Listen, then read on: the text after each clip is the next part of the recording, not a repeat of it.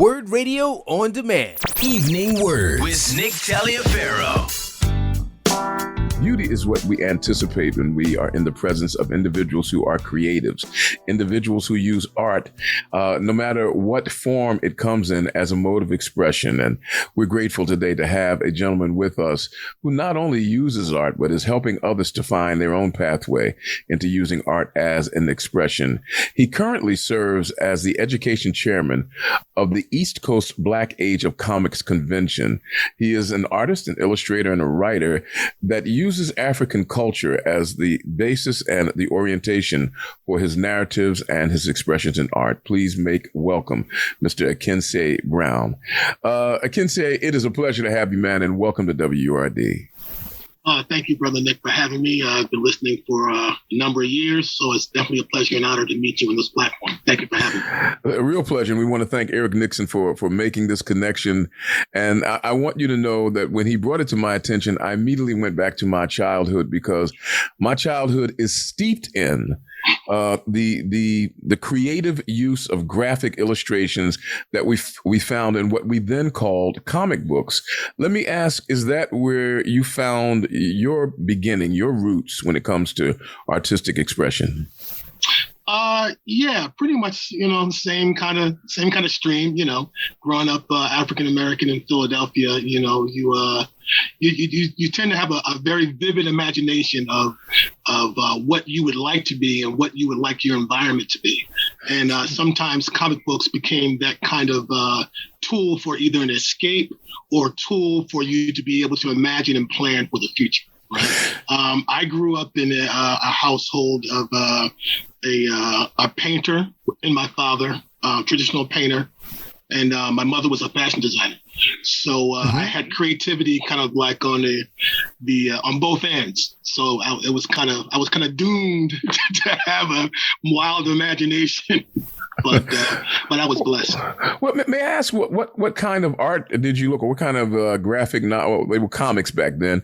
I mean, were there any particular characters or illustrators that got your attention? I used to look at Jack King Kirby all the time and say, I'm going to learn to draw like that. You definitely can't avoid Jack Kirby, especially, he worked for the popular comic titles of companies, rather, Marvel and DC, which not many people do, but Jack King Kirby back then as well, also. But even I guess more prominent than Jack King Kirby was Billy Graham. I'm not sure if you've mentioned his name in your comic book conversations before, but definitely a prolific artist and writer. He was one of the first African-American artists that worked for Marvel Comics in the 60s and 70s. He worked on titles such as Black Panther, Jungle Action. So if anybody has like a Jungle Action Black Panther book, most likely you can look in the credits and see Arthur Billy Graham. He also worked on books like Sable. He worked on Luke Cage, Hero for Hire. So, I mean, when I think about my first impactful images of African people in comics, it's Billy Graham's work. So I give thanks to him. Well, and I was just leaving the realm of comics and graphic novels when Black artists started making their headway into it. And so I remember the name of Billy Graham, but it was kind of after, because Luke Cage and Black Panther, they were comics that came after I came. But the absence of Black characters in comic books and in graphic novels was jarring to me. And how old were you when you discovered, hey, wait a minute, something's missing in these stories? Yeah, you know what? That's really a good and interesting question, because again, being of African descent in the States, it becomes part of the zeitgeist that something is always missing. Yeah. So when something is missing, you're kind of like, well, something's always missing. Like, what's the difference? That's what it is. Something's missing. So I think that the better focus for me is, when did I decide that I could do something about it? Okay. And I think that came at a very early age. Again, I some people look at like an artist's household as being very wishy-washy and very emotional, and I feel like blue and green today kind of environment. But for me, my household was very structured, very organized. If I could say anything, my parents taught me how to take an idea and make it manifest. Okay.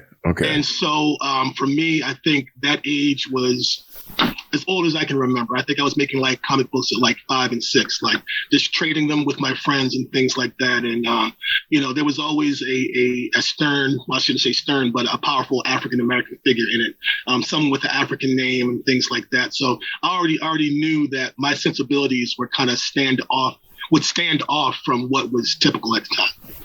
For those of you just joining us, we're having a conversation with Akinseye Brown, who is an artist and an illustrator and a writer who uses African culture as the basis for his work in graphic novels and in the stories that he tells using his art.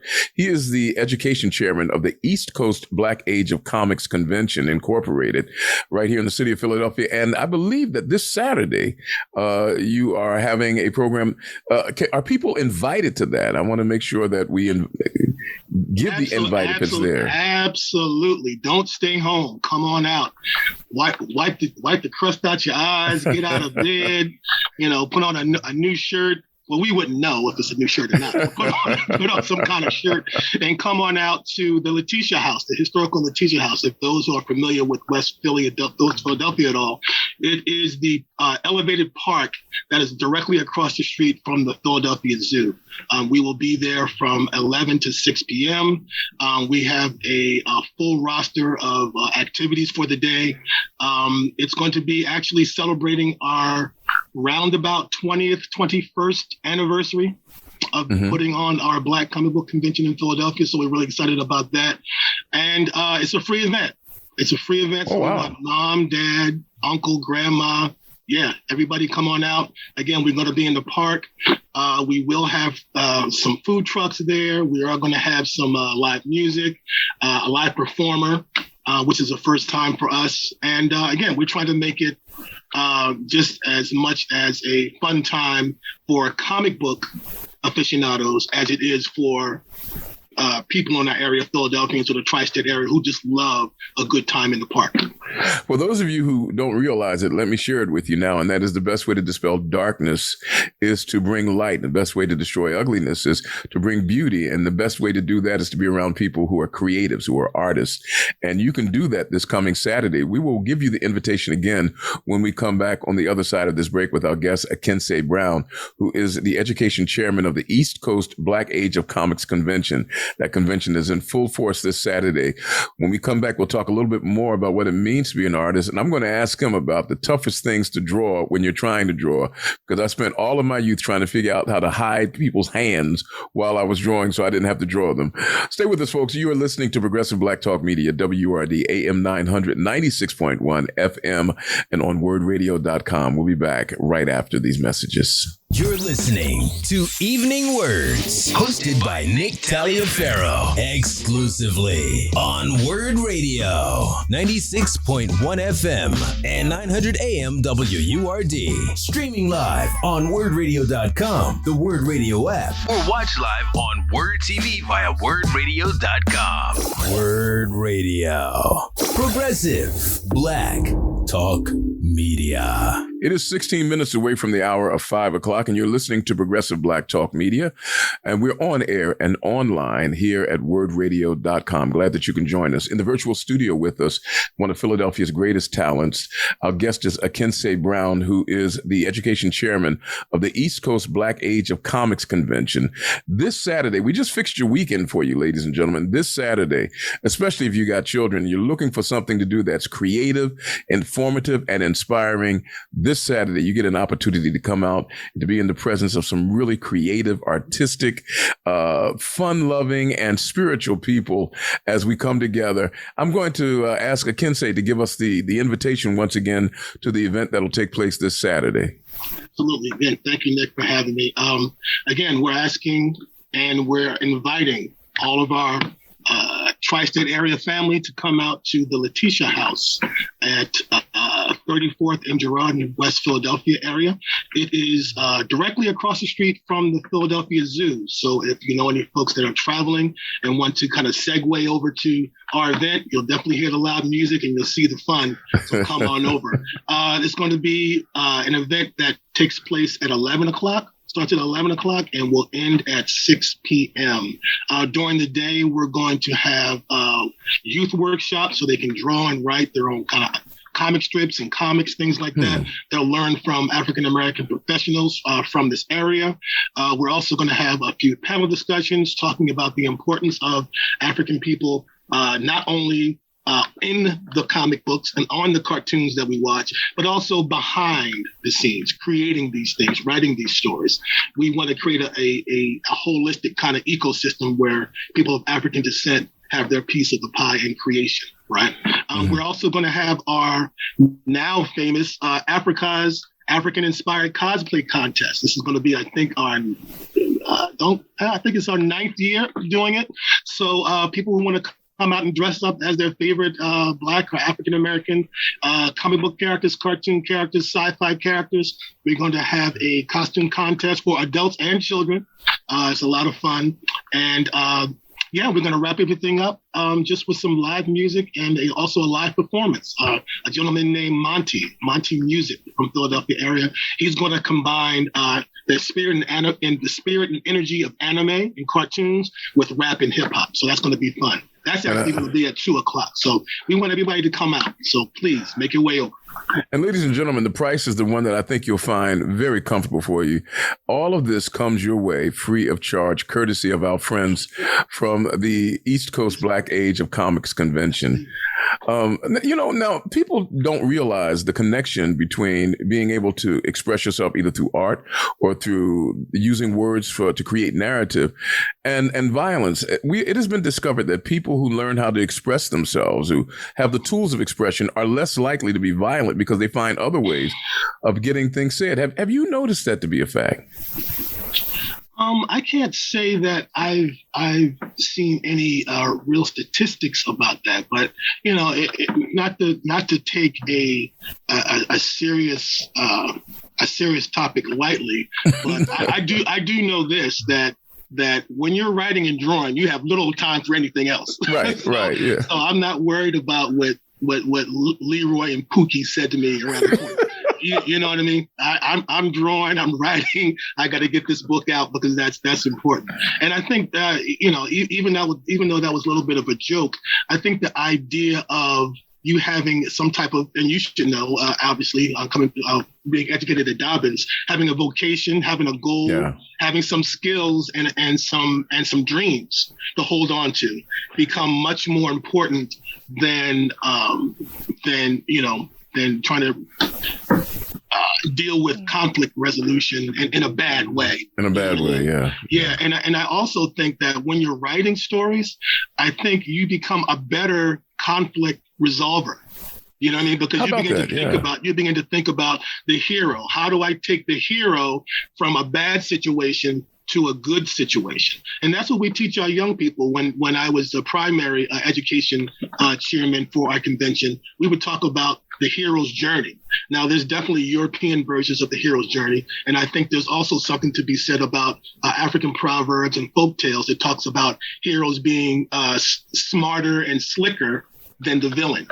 Okay. You know what I mean? So there's different ways you can approach it. But at the end of the day, it's all about people being able to tell their own stories and allowing themselves to be the hero. There is an African proverb that says that how's it go, my brother? It says the lion will begin to win the day when he's able to tell his own story. Right. Yeah.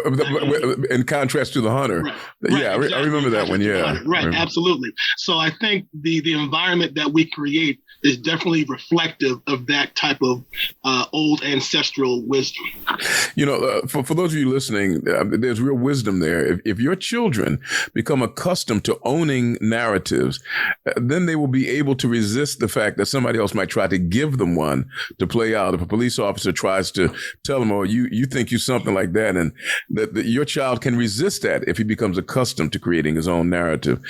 That's the written part of it. I want to just ask you real quick, and then I want to make sure we get Eric in to ask a question, and that is about the actual drawing itself. When you are drawing action figures, when you're drawing, when you're illustrating graphic novels, where do you start? Do you start in the face? Do you start in the bodies? I mean, how do you orient the art to tell the story when you're drawing images of people? Yeah, it's kind of like a good question. It's kind of like, first and foremost, everybody has their own style. Okay. Everybody has their own style. If you go to Instagram, you'll see people starting with a toe, and then all of a sudden they'll transition, and then they have like this mosaic of like this, people eating dinner. You're like, how the heck did they do that? But what I would say as a teacher and instructor doing this for over 20 years is saying that it's like building a house. You have to start with the structure. And for many people, they think that this quote unquote stick figure is all that they can do. But that's not true. The stick figure is very important. In fact, if you go behind the scenes, there's certain movie productions, you'll see something called storyboards. And a lot of times those storyboards are nothing but a cartoon of what the film is going to be, action to action to action. And sometimes those storyboards are containing no more than stick figures, more than stick figures, and they're able to tell the story. And so it kind of comes back to that. If you're best at making stick figures, make sure that you can use stick figures in a way that you can make the story clear. If you can flesh out that stick figure and give them hair, give them locks, give them a wool, agbada, or some type of African shirt or garb or something like that, do that. Whatever your skill level is, use that to make the story and your voice and your expression clear.